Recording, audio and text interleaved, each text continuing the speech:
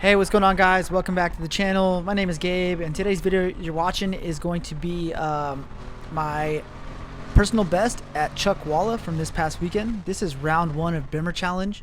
I was able to run a 156.3. That was good enough for a second place in B2. Very happy about the car. I'm very pleased with how it handled. It performed flawlessly, and for the first competition that it's seen in 3 months, pretty much was perfect. So the car hasn't been driven in 3 months, and Thursday was the first time it had been driven in 3 months. For it to come out on Saturday and perform as well as it did, I was extremely happy. So you'll notice I'm short shifting, and that's just because, like I said, Thursday's the first day I started it up. I just did not want to go out here and pound on the car and risk something. So I wanted to see how it would take it.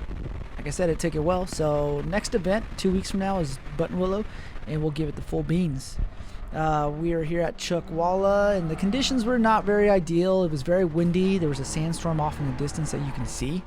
It eventually came, and it hit us pretty hard. It black flagged a lot of sessions in the afternoon, and we ended up leaving early. But we were still able to complete Bimmer Challenge, our 3 sessions, and yeah, second place behind Steve Lee from EAS.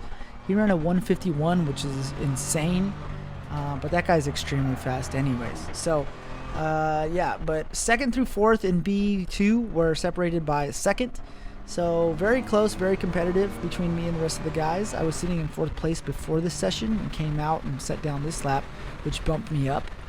And then there was 47 competitors in Bimmer Challenge this past weekend. 13 of them were in B3. So I had Austin Bell in my podcast the last basically 2 times, and we talked about him being in B3. He finished 9th place. So immediately you're probably thinking, okay, he didn't do too well.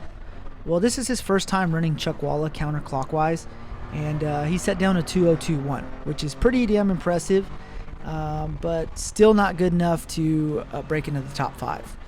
4th through 9th in B3 was separated by an eighth of a second. So 0.8 seconds, sorry, not an eighth.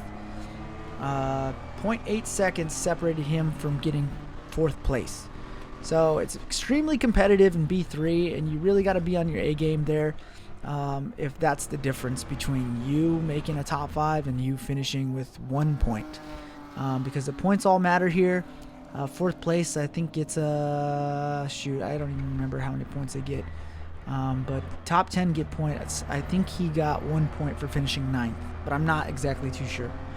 But yeah, other than that, it was a great weekend with the boys. Great weekend talking to everyone and catching up with everyone, seeing everyone's builds. Here's some clips of people going off, including myself. One being oil, one being water, and then one myself just having my tire pressures at 45 psi in my first session. It was a mess my first session. I was flustered, but the day turned out well. So pretty happy, and I'm excited for Buttonwillow in 2 weeks. The plans are, or the goals are, to podium and get a 52. That would be great, and that's what I'm aiming for, and yeah, we'll see if we can make it happen. But yeah, upcoming plans for the car is it's going to be at RSR this week. And we got the Urban Canvas Bimmer City meet this weekend, and then following week Buttonwillow. So if you guys enjoyed this video, please like it, please subscribe. I'd appreciate that a lot. If you guys have any questions about the video or my line from the hot lap, please drop me in the comments section, and I'll get back to it as soon as possible. Other than that, I'm going to get out of here. I hope you guys had a good weekend and the rest of your week. Take it easy. Later.